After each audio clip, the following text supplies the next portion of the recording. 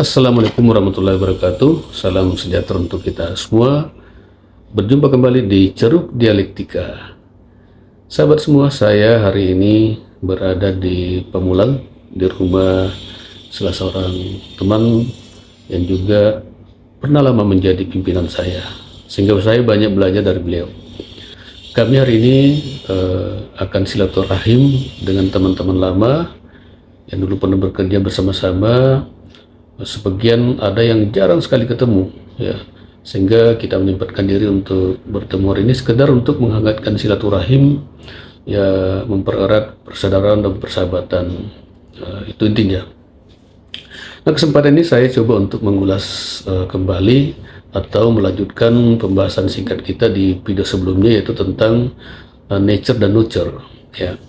Nature, kita tahu bahwa itu adalah kualitas alamiah yang dibawa secara genetik sejak lahir, ya, oleh masing-masing manusia, dan oleh Descartes itu dikatakan hal yang dibagikan secara relatif sama kepada setiap manusia.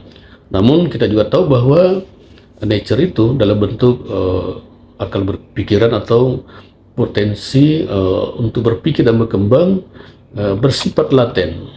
Jadi selain bersifat laten juga bersifat dinamis dan fleksibel. Artinya mau dimanfaatkan untuk apa, dalam keadaan dan situasi apa, dia tetap berfungsi.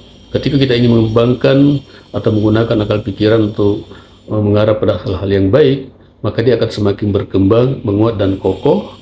Demikian juga ketika itu digunakan untuk hal yang tidak baik, dia tidak berkembang, tapi dia berfungsi. Dan kita tahu bahwa banyak sekali parasit sekarang yang tersedia di sosial media dan seterusnya, yang mana itu sungguhnya tidak mengembangkan pikiran dan tidak menyehatkan akal pikiran, tapi justru itu akan merusak akal pikiran kita.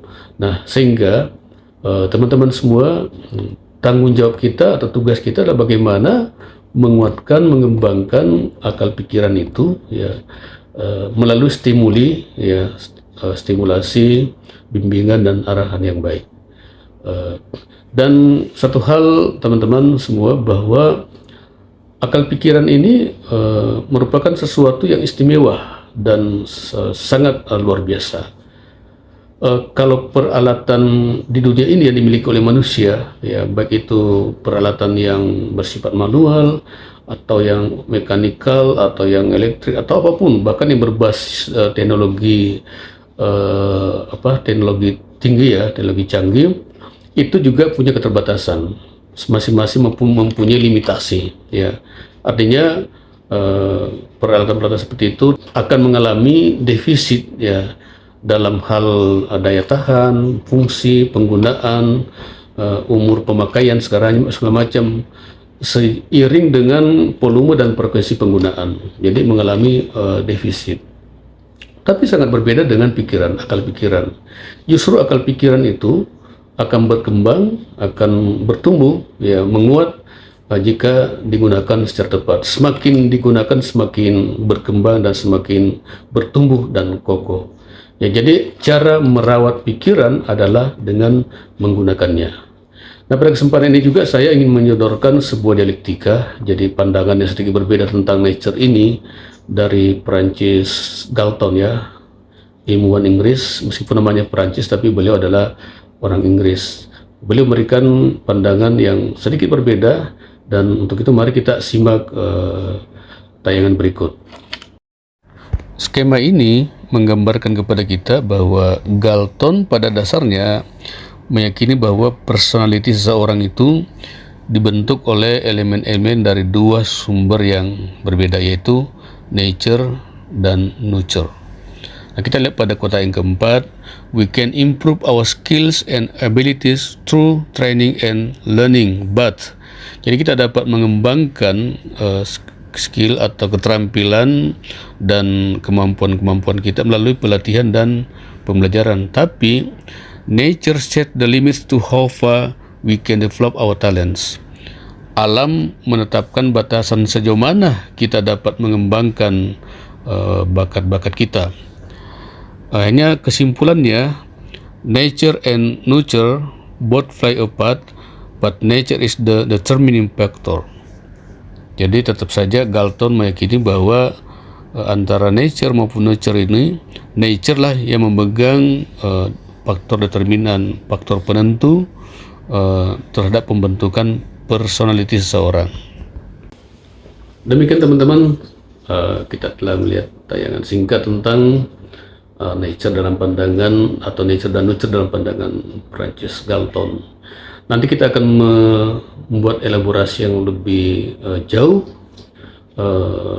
dalam kaitannya dengan pendidikan secara umum dan pembelajaran di kelas. Bagaimana melalui pembelajaran kemampuan berpikir anak itu bisa dikembangkan secara optimal, bagaimana membimbing mereka untuk atau mengarahkan mereka untuk menemukan potensi diri sehingga mereka berkembang dimensi-dimensi kemuliaan mereka baik secara kognitif, sosial, emosional, bahkan religius ya. Sehingga teman-teman guru, para pendidik semua jangan lupa ya untuk mengikuti video berikutnya. Nah, menutup ini saya akan mengutip salah satu ayat dalam Al-Quran. Innallaha la yughayyiru ma biqaumin hatta yughayyiru ma bi anfusihim. Allah tidak akan mengubah nasib suatu kaum hingga mereka mengubah keadaan yang ada dalam diri mereka. Nah, kita bisa tarik ini secara transendental, yang nature atau akal pikiran tadi itu salah satu keadaan dalam diri manusia. Jadi kalau ingin mengubah nasib itu harus juga berpangkal dari mengubah pikiran dan cara kita menggunakan pikiran. Saya kira itu. Terima kasih. Sekali lagi kita bertemu pada video berikutnya. Wassalamualaikum warahmatullahi wabarakatuh.